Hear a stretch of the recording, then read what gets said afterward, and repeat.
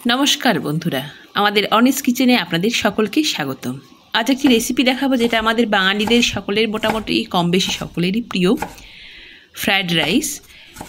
অনুষ্ঠান বাড়ির ঠিক সেই টেস্টটা কীভাবে বাড়িতে নিয়ে আনবেন সেটা আজ দেখাই। এই ভেজ ফ্রায়েড রাইস এটা আমি বানাবো আজকে। এর জন্য কী কী নিয়ে নিয়েছি সেটা দেখে নিন। এখানে আমি নিয়েছি এর জন্য গাজর আর বিনস লম্বা করে কেটে নিয়েছি।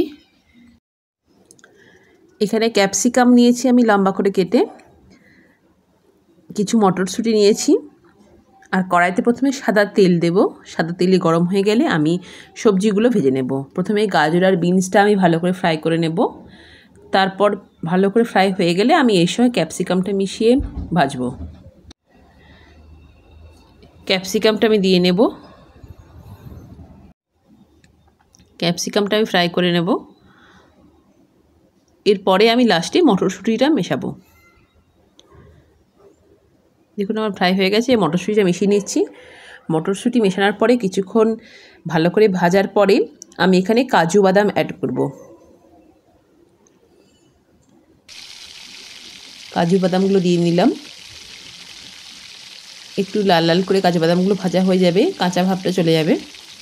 তারপর ভালো করে ভাজা হয়ে গেলে সমস্তটা আমি তুলে নিয়ে একটা বাটিতে রেখে দেব। দেখুন ভাজা হয়ে গেছে। আমি এখানে বাসমতি রাইস নিয়েছি, 30 মিনিট ভিজিয়ে রেখেছিলাম। ভাতটা আমি বসিয়ে নেব। জলের মধ্যে দিয়ে ফুটছিল তখন চালটা দিয়ে নিয়েছি। এতে সাদা তেল 2 চামচ দিয়ে নেবেন আপনারা অবশ্যই।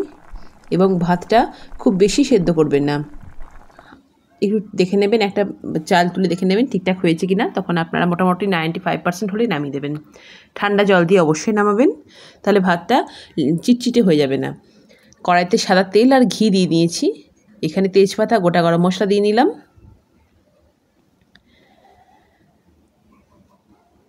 এরপর আমি এতে ভাতটা দিয়ে দেব। রাইসটা পুরোটা দিয়ে দিয়ে আমি এর মধ্যে সবজিগুলো এক একে মিশিয়ে নেব। ভালো করে এই সবজিগুলো মিশিয়ে নেওয়ার পরে ভালো করে একটু নাড়াচাড়া করবেন। নুন আর চিনি পরিমাণ মতন দেবেন, বুঝিয়ে দেবেন আপনারা যেরকম পরিমাণ আপনারা মিষ্টি। আমরা একটু মিষ্টি, বাঙালি ফ্রায়েড রাইস একটু মিষ্টি হয়, মিষ্টিটা একটু বেশি প্রেফার করি। আপনারা যেরকম পছন্দ করবেন সেরকম দিতে পারেন। কিশমিশ দিয়ে নিলাম। একটু ভালো করে নাড়াচাড়া করবেন, দেখবেন একটু ভালো করে যেন ফ্রাই হয়ে যাবে, আপনারা দেখে বুঝতে পারবেন। তখন আমার রেডি। এটা দেখুন আমার পুরো রেডি হয়ে গেছে ফ্রায়েড রাইস। আমি সার্ভ করে নিয়েছি ডিশে। দেখুন কী সুন্দর দেখতে হয়েছে এবং টেস্টও খুব সুন্দর হয়েছে। এটা আমি চিকেনের একটা ডিশ, চিকেন মহারানি, যেটা রেসিপিটা আপনাদের সঙ্গে খুব তাড়াতাড়ি আমি শেয়ার করব, এটার সঙ্গে সার্ভ করে নিয়েছি। এবং রিয়েলি বলছি এই কম্বিনেশনটা জাস্ট অসাধারণ, ভীষণ ভালো। আপনারাও বানাবেন এবং আমাকে অবশ্যই জানাবেন কমেন্টে যে কেমন লাগলো। আরও বিভিন্ন রকমের রেসিপি পাওয়ার জন্য আমার সঙ্গে প্লিজ থাকুন। নমস্কার।